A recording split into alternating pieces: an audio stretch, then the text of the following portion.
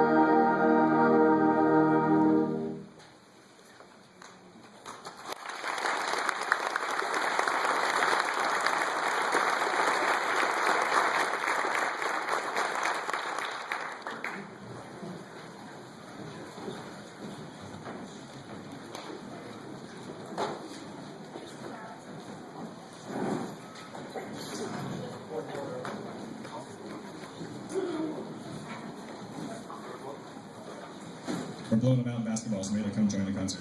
Thank you. Thank you for being here. Next is the Sousa March, and most Sousa Marches are very, very cookie cutter. You get 8 measures of introduction, 16 measures of theme A, it's called kind of the first string, 16 measures of another string, trio, very, very square, 16 measures, 16 measures, 16 measures, 16 measures. This is anything but 16 measures. And Sousa actually wrote this as a, for the state of New Mexico, and it has a bunch of different styles in it. You'll hear Native American, so hence the folk tunes. You'll hear the cavalry calling, and you'll hear some songs from Mexico. So it's a really interesting tune. It's one of my favorite marches. I like marches anyway, but this is just a really good one. So Sousa's New Mexico March.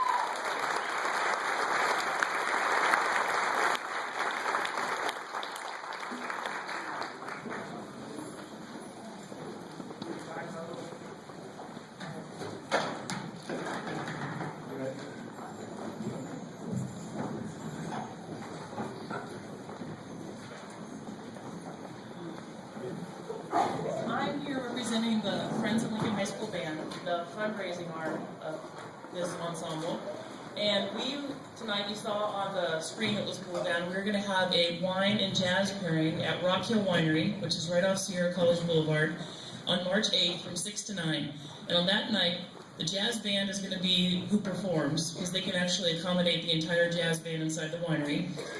And while they're playing, there's going to be appetizers and wine, soft drinks, sodas. If you read the flyer, the appetizers are salmon, asparagus, prosciutto, mushroom, that kind of thing. And then while you're listening to the band and enjoying the food, we're also going to have live auction items. And some of the items we're going to auction are 10 field seats for graduation, which you wouldn't have to be there 2 hours ahead, 3 hours ahead of graduation if you end up with that. On the field. On the field. On the field. And you get reserved seating, so you don't have to be there, like I said, 3 hours ahead of time. Also, while the jazz band's playing, we have lined up a Lincoln High School artist, and he's going to create art while the jazz band plays, and the art will be instrument-based, because we're going to raise money for instruments, and his art will be also auctioned off. We've made 2 Shutterfly books of the whole entire band season, from field show through Christmas show, spaghetti feed, basketball, pep rallies. They will also be auction items. And a lot of other things like that. We're also asking you if you have any expertise, you'd like to donate an auction item. We are willing to take anything and everything, and you can meet us out after the concert at the table. Tickets are $45. We have the Booster Square tonight. You can pay with Square. We have tickets available for cash. We also have been passing out flyers, and so we're hoping from you that we're going to sell 100. That's what we're going to do. We're going to sell 100, and then we have flyers if you can tell people you work with, family, whatever. And this is going to be the last and biggest fundraising event of the year. Anything else I need to add?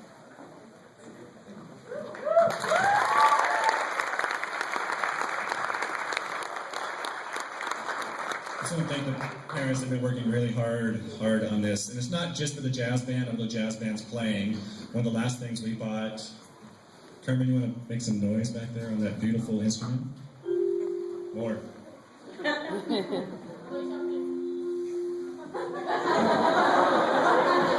It's a preview of something to come. That marimba we did not own before, and that's about $4,000. We need a couple more just like it, plus some vibes and a bunch of other instruments.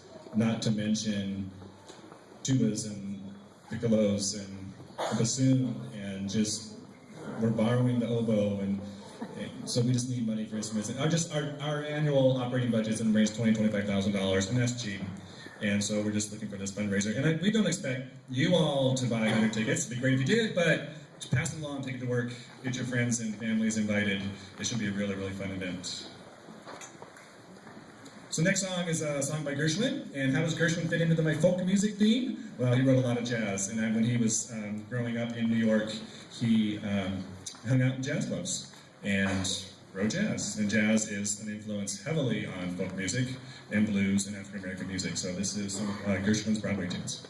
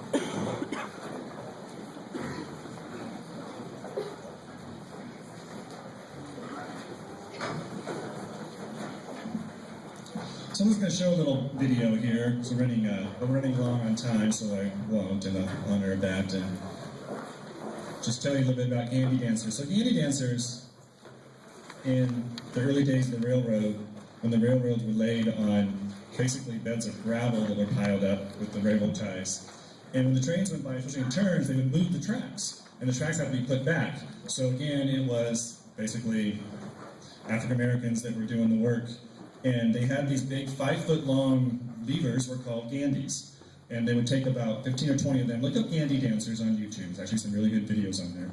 And of course, the internet's always right, you know. So, but there really are some good videos on YouTube for Gandy dancers, and they would start singing a song or a chant to keep in time because they had to move the tracks all together. You imagine there were 8 people and they started moving the track differently. It actually would bend. So the song of the Gandy dancers about the railroad workers that would get together, sing these tunes. Most usually it was call and response, which was very common in slave music, and they would move the tracks. So this is Song of the Gandy Dancers from Richard Saucedo, an amazing newer composer. You'll hear trains all over the place, and the percussion, the flutes, the clarinets.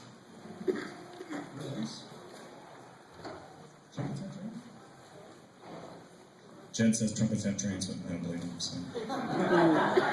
Just a really, really fun tune, and it's a tough one.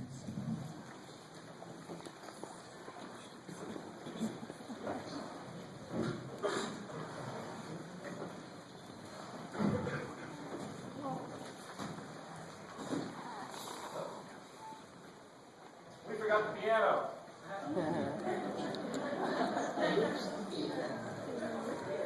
I knew there was another reason I was going to show a video.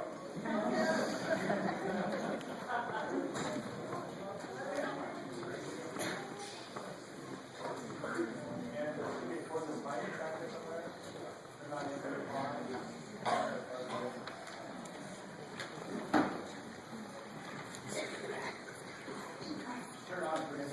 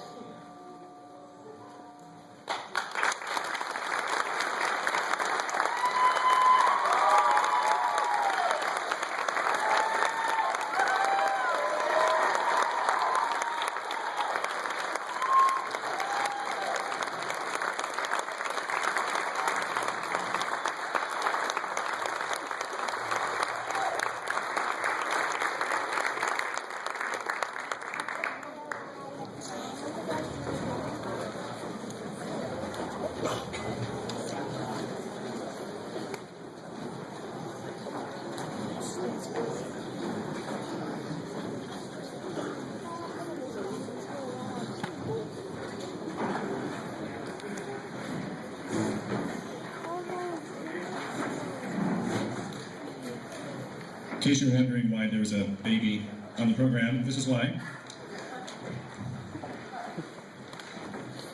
Sousa wrote Swanee when he was working for, in the early 20s in New York, and the company basically, they had a bunch of writers, and this happened until into the 60s. They had a bunch of writers that sat around, wrote music, and other people recorded them.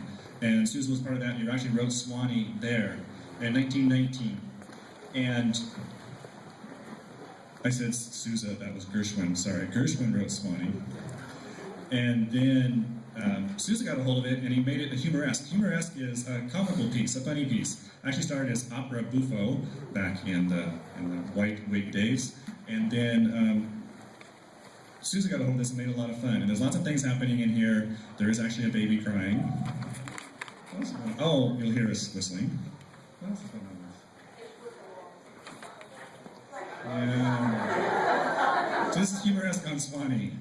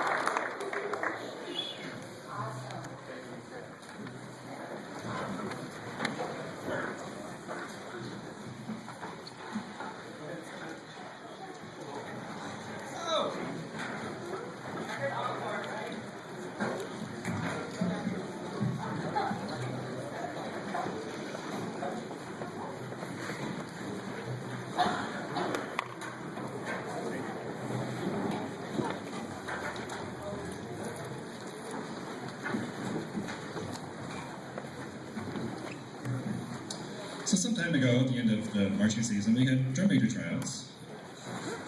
And I swear it takes me forever to make a decision. So I finally made a decision, and we have chosen drum majors for next year. And we have two outgoing, we have one drum major and our horn sergeant are outgoing, so those are two positions we needed to fill. And so the way the hierarchy works is a head drum major, an assistant drum major, and a horn sergeant. So the head drum major is just that, they're kind of in charge of everything in the bands on the field. Assistant drum major is the assistant, and hopefully when they grow up, they'll be head drum major. And horn sergeant is, I think, probably the most difficult job because that person knows almost everybody's moves on the field for the field show and really helps out keeping people in the right spot and where they need to go. So, without stalling any further, drum majors for next year.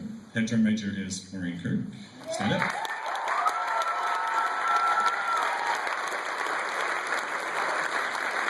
Assistant drum major, David Pettigo.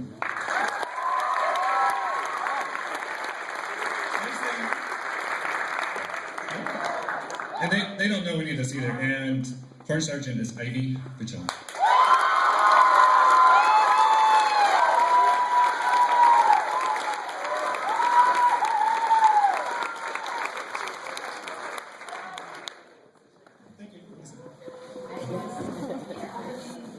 There were some really outstanding people trying out. I'm always amazed when I see the tryouts, just going, oh my gosh. And anybody's not a senior next year, I encourage you to try it again because you never know.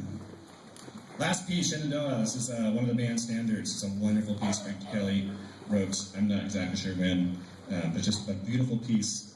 An incredibly difficult little trio right in the middle. Just a lot going on in this piece, Shenandoah.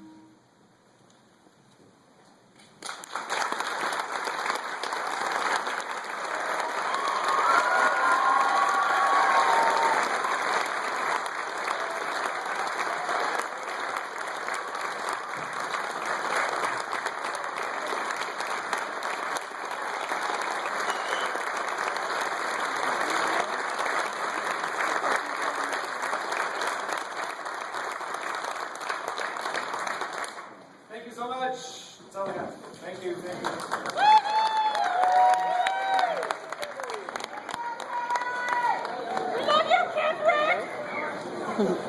Right.